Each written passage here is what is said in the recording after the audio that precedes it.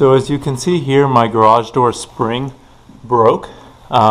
This happened just after use, so I'm going to be replacing these today. So these are called torsion springs. If you have springs that run like parallel with this track, those are called extension springs.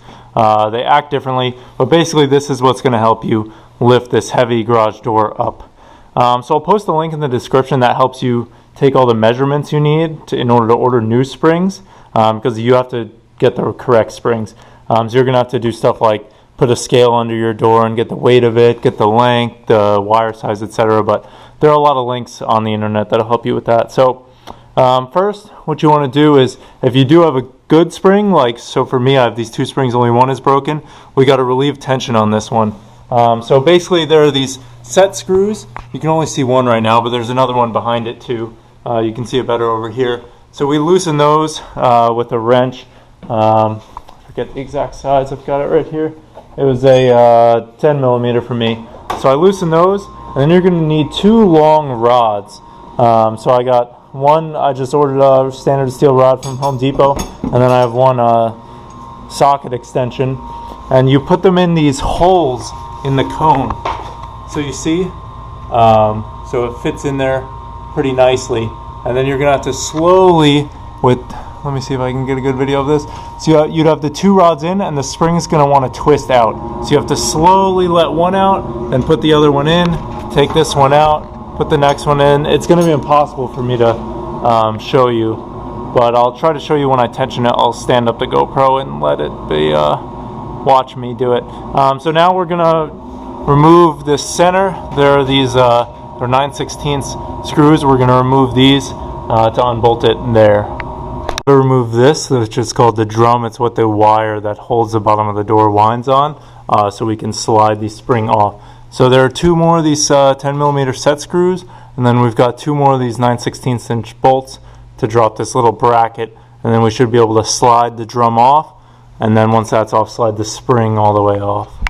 And we're just going to do this one side at a time to get both springs off. So I've got both off. There was a little center bearing that the new springs didn't come with, so I'm leaving that on there.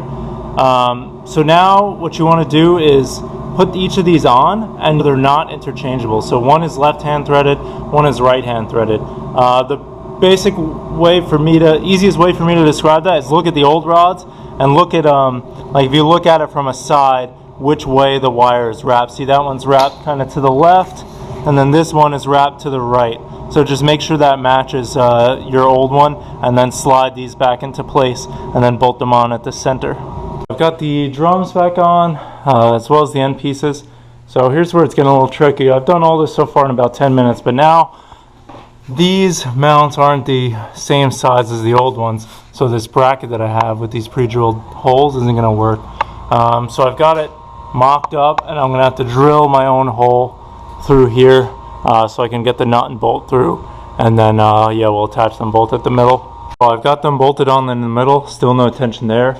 So last thing I'm going to do is make sure these drums, that one's not all the way at the end, push it to the end, wrap it, retighten the set screws on the drum. Once this wire is taut, do that on the other side, and then we'll get into the final part, tensioning these springs. Alright, so now for the fun part. So we've got the drums on, so now we're going to tension these springs. So I'm going to do one at a time, and I'm going to count the number of rotations that I do, so that way I know to apply it to the other side, so that they're even. And then what I also want is I basically want to get to the point where I can easily lift this door with just my hand, and that's the point where I think it's about the right tension. So I'm going to show you what I was talking about, those two rods earlier.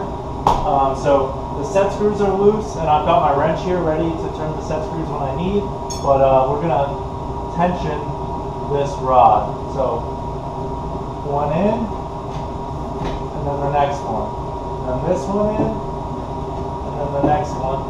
And it'll seem really easy right now, but as this thing gets tensioned, it's going to get a lot more difficult. And since I've been talking, I already forgot how many rotations I'm doing, so I'm going to undo it.